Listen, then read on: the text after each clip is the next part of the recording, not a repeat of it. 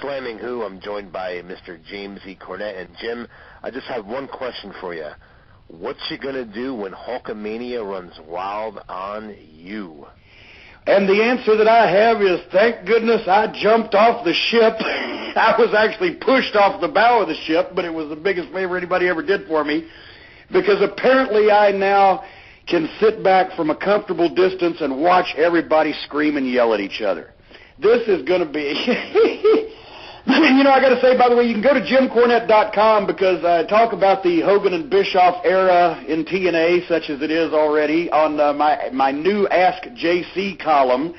And I also have of course, the entire story of the situation with TNA and my friend Vinny Russo on the Cornette's commentary, and also have a new live appearances page. I'm just all over the place on JimCornette.com, I tell you. But it would be pretty sad if you weren't all over the place on your own. Well, you know, I couldn't even get booked on my own website. You know, it's just, where do we begin talking about this? Last month, you know, basically, if you weren't on board 100% with Vince Russo's creative direction, there was no place for you. Now they just hire a guy that once sued him for his lousy booking. I'm glad that, you know, I've seen a couple of the media appearances that Hogan's made over the last week plugging his new fiction book. And, you know, I'm glad that once or twice he was actually able to eke out the letters TNA. He actually said them, well, once, I think. Kind of an afterthought, but basically, I don't, you know, in all honesty, Hulk Hogan does mean interest and publicity. He can get publicity. A lot of the wrestling fans may not want to see him too much anymore, but most of the mainstream people do, and obviously that's what they're going after. And short term, you know, the nostalgia thing, and it is Hulk Hogan, so, you know, he's going to, the people will be just going crazy when Hulkamania invades the Impact Zone. But where are they going to be next year? And I really... If, as I mentioned in my column, if they intend to make this a company-making situation, then what they need to do is they need to have a bunch of hot, new, young stars and compelling issues and great matches ready to go to pick up and keep those new eyeballs that they're going to have on them as a result of Hulk Hogan. And I don't think that Vince Russo is capable of doing that. I don't think they're going to be any better off next year, because they're going to spend so much time catering to Hogan and Bischoff and all their wishes, and I fail to see anything that they've done in the past that indicates that they are in this pure for the good of the business and wanting to give back. So next year they're going to spend a year on making Hulk Hogan the greatest thing since sliced bread, and then they're going to either have to re-sign the guy who will be another year older with the artificial hip, almost 60, or they just start from scratch all over again. You know, is Hogan going to make Matt Morgan, or is he going to make Hernandez, or going to make AJ Styles, or going to make anybody, or is he going to drop the leg in every appearance to make the fans happy? And, you know, I don't know what it says about the youth movement, and I'm damn sure positive that it's not going to be an effort to move away from the direction of sports entertainment, which nobody is ever going to beat Vince McMahon at. They've not realized that yet. Because they can't go away from sports entertainment when they just signed the guy that basically epitomizes sports entertainment. So, you know, a lot of mixed signals. Of course, I hear now Russo's yelling at AJ Styles, and for AJ Styles to be mad at somebody, they have to be just a raging, throbbing, Viagra-induced prick. Because AJ Styles doesn't get mad at anybody. You know, so everybody hates, Russo hates Hogan, Hogan hates Russo, but I don't know who Bischoff hates, and I don't know if he likes anybody. But it's just, everybody's mad at everybody, everybody's got past, everybody's got issues, and I don't want to be in the middle of it, and I'm glad I'm not. How about that? Now, in your opinion, obviously Hogan's going to be part of TNA in some way, shape, or form. What do you think's the best route as far as what to do with Hulk Hogan in TNA?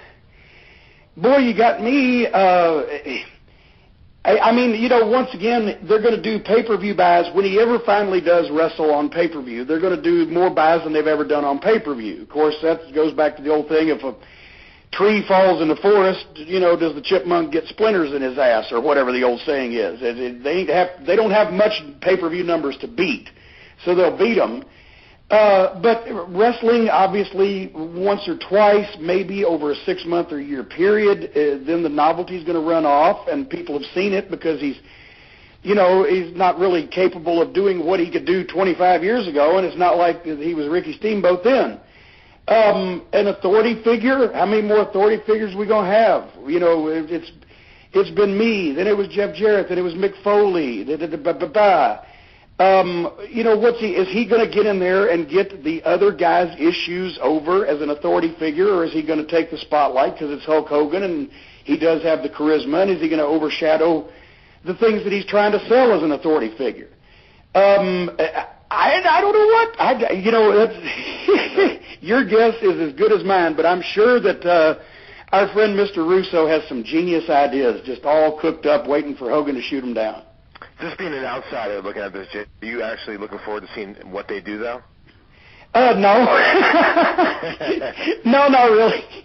Because I haven't actually watched the show since I left, and to be quite honest, with Russo's booking, I wasn't really watching a lot of the shows that I was there for. And I don't see any reason to change that formula now because I'm not interested. It's more of the same shit. Once again, talk about a Bush-Clinton dynasty. How many years did we go in this country without a Bush or a Clinton in elected political office? How many years have we gone in this business with somebody named Hogan, Bischoff, McMahon, or Russo at the top of the food chain in one company or another running things? And the business is much less popular in this country than it was 10 or 15 years ago.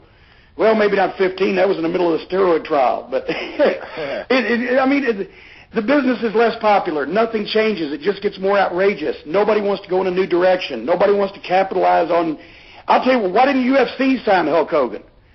Because they don't need him, because they're kicking Vince's ass without him.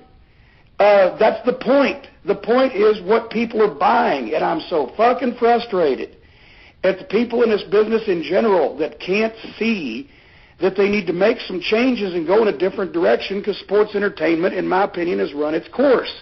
There's always going to be some fans for it because they've created those fans, but they're not buying pay-per-views because you don't buy tickets or pay-per-views to see comedy shows. You buy them to see fights between people that you care about who's going to win.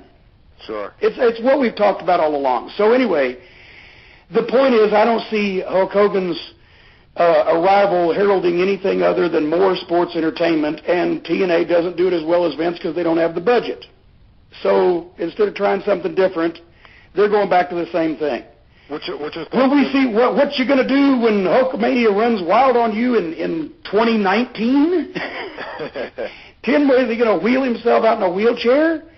Will anybody just say, fuck it? They've spent a ton of money down there already, right? In the 7 years to get up and going. Why couldn't somebody say, I'm going to bite the bullet for a year or two, like they unintentionally did for the first several years they were in business, and I'm going to spend a bunch of money to get these new young stars over in a different style than anybody's presenting on national television, and that's what my company's going to be based on, and I'll have a foundation to propel me into the future. No, they're going to hire more old guys that need to be packed in ice after every performance and do the same shit, only more of it, until nobody cares. What's your thoughts on them bringing in Eric Bischoff?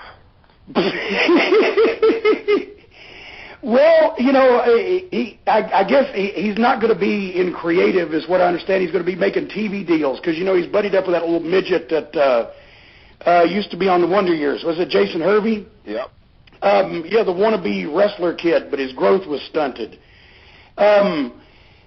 He can get TV deals done. He's just never proven he could have good television shows made. But once again, does Eric Bischoff do anything for the good of the wrestling business or to help out this struggling company? Or is it going to be, hey, Hulk, we can go in there and they're ripe for the picking. We'll take all the money and get all the glory and beat all the other guys up. I mean, nobody knows until they see what Eric Bischoff and Hulk Hogan actually do as opposed to speculate about. But it should be interesting, but not interesting enough for me to really watch. Come on, Jimmy. I heard you were a fan of that Scott Baio show that Eric Bischoff produced. Oh, yeah, he was behind that one, too, wasn't he? Well, there you go. It's just like Norman Lear has come to TNA. Now, also, there's some speculation going on that TNA might be interested in doing a second show on Monday nights, going heads up with Monday Night Raw from 8 to 10. It's just a rumor as of right now, but what's your thoughts on TNA doing a show on Monday nights from 8 to 10? Well, I have no knowledge of one way or the other, but I think on the surface of it, it sounds crazy. I think it's just a rumor. I don't think there's anything to it, because they're already established on Thursday night, and Spike TV likes them there, so they're not going to move the show. So they'd have to do another show, which would be twice the workload, and then which becomes the lame duck show. The Thursday night one, because there's no competition. So when a company's trying to get over, why would they go to do two shows and then make the show that's already established the lame one and put all the good stuff on Monday nights against the already established guy?